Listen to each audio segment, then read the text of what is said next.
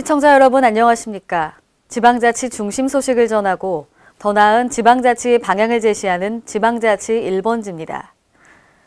전북 지역 14개 시군 가운데 10개 시군의 시내버스 요금은 단일 요금제를 채택하고 있는 반면 고창군과 순창군, 부안군, 남원시 등 4개 시군은 거리요금제를 적용하고 있는데요. 이로 인해 지역 주민들에게 큰 부담으로 작용하고 있습니다. 보도에 한결 기자입니다.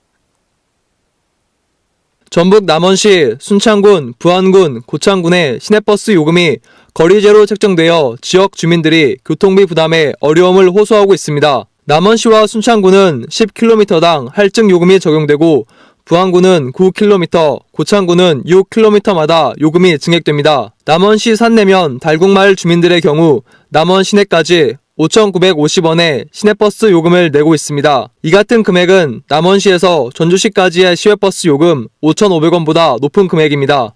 돈을 어디 벌 데는 없고 그 양반 자식들이 조금씩 주는 돈 갖고 병원에 다니시고 그러시는데 너무나 요금제가 비싸서 그 양반들이 조금 아파도 참고 있다가 한 일주일이나 가든가 그런 것을 많이 느끼고 좀 불편한 점이 많다고 생각합니다.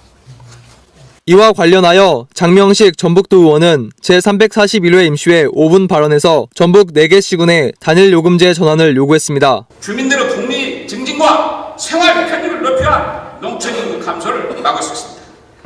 전주 완주처럼 단일 요금제로 군민의 요금 부담 경감 또한 군민의 생활 편익 향상에 기여하도록 버스 요금 단일제 채택을 강력히 촉구합니다.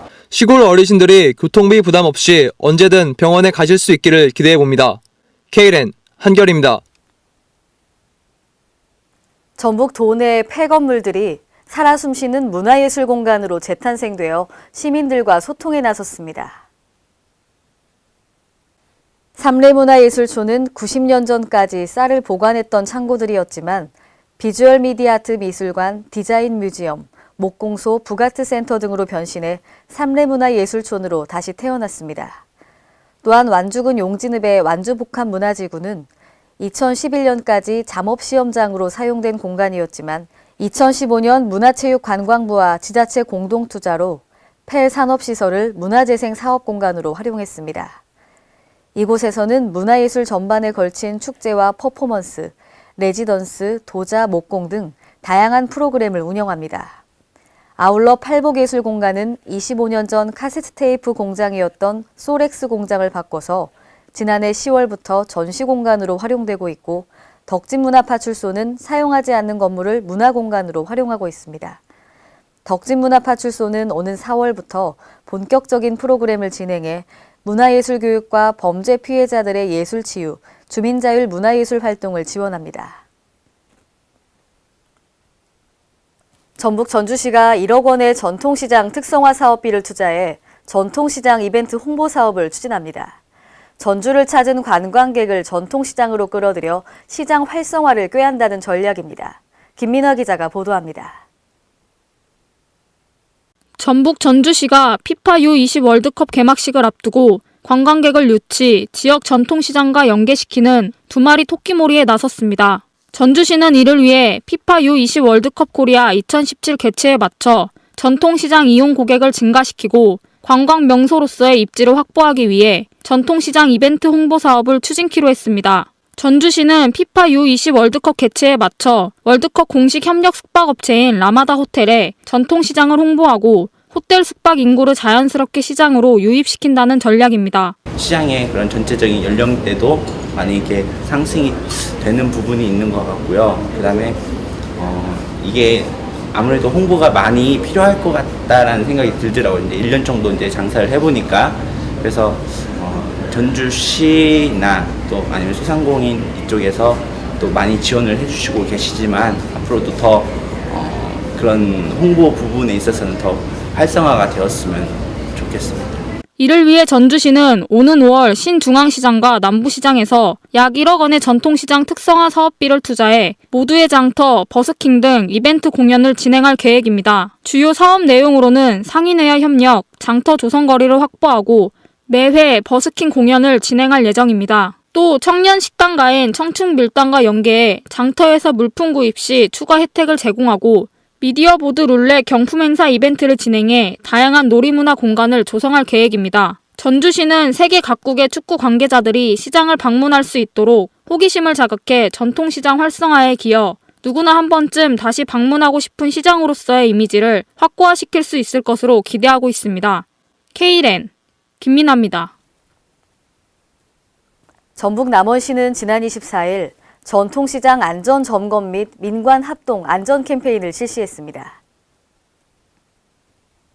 안전점검은 남원소방서와 한국전기안전공사 등으로 점검반을 구성하여 공설 전통시장 내 소방 전기시설에 대한 안전관리 실태를 확인하였으며 농기계 안전이용 수칙과 봄 행락철 관광지, 놀이시설에 대한 안전사고 예방 홍보를 펼쳤습니다.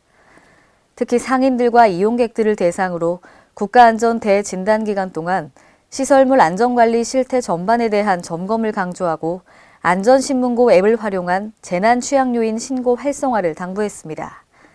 남원시 관계자는 각종 재난으로부터 시민의 생명과 재산을 보호해 전국에서 가장 안전한 도시 남원을 만들겠다고 말했습니다. 행정자치부는 오늘부터 정부 24 시범 운영에 들어갑니다. 행자부는 그동안 국민 불편을 없애기 위해 행정서비스 통합 연계 사업을 진행해 왔는데요.